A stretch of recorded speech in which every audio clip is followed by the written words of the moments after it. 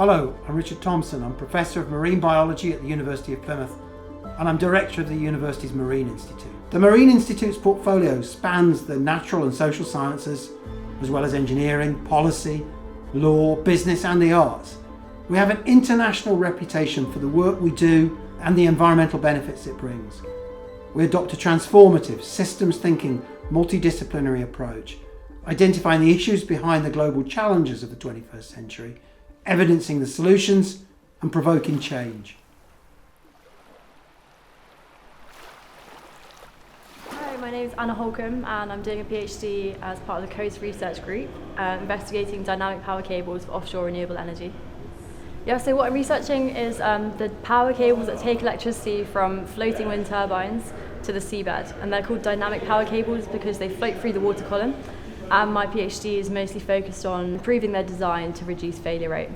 So one of the main things that we use the Coast Lab for is the ocean basin, which you can see behind me. It's a 3-metre deep pool with wave paddles at one end that can produce realistic ocean waves. So we run experiments with scale models in this lab that would represent realistic full-scale devices, and it's a way of testing the devices before they go out to sea.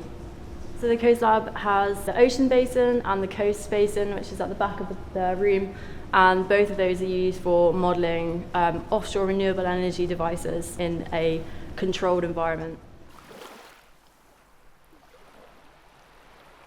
My name is Chloe Wilson and I am a Project Support Officer for the Applied Marine Ecosystems Unit, and we broadly aim to survey marine habitats and species, and we try to apply non-destructive methods. So that's things like acoustic telemetry and underwater video, and these methods are really important, especially when we're studying sort of fragile habitats and fragile species. These methods, we've used them to study the recovery of benthic habitats, such as in Lyme Bay where there's a marine protected area, but we also use it here in Plymouth Sound, so we've been using it to collect lots of data on the marine communities here and all the species that are using these habitats. My name's Mike Williams. I'm a visiting professor with the law school at Plymouth University, mainly doing research into protection of underwater cultural heritage.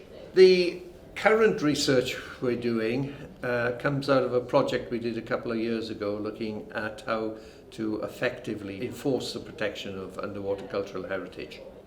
So what we recommended was an electronic manual embedded in the ship's electronic systems that they could easily reference, that would give them information about what's protected, where it is, and if they come across suspicious activity, what to do.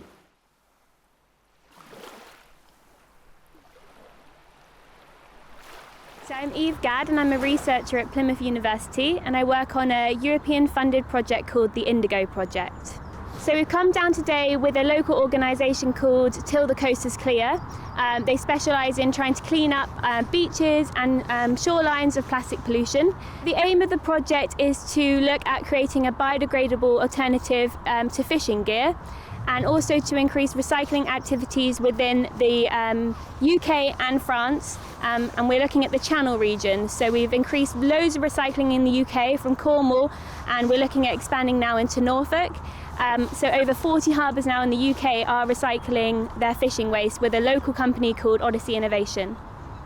So plastic pollution is a massive problem, and obviously we're only looking at the fishing industry in our project. If you go onto our website, you'll find plastic pollution, public guides on how you can help at home, and what we're trying to do to encourage industries to change their ways and try and reduce the amount of plastic that's ending up into our environment.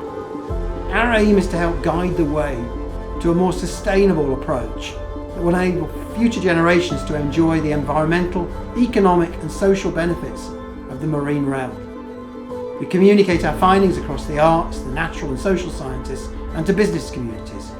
And through our teaching, we help to train the next generation.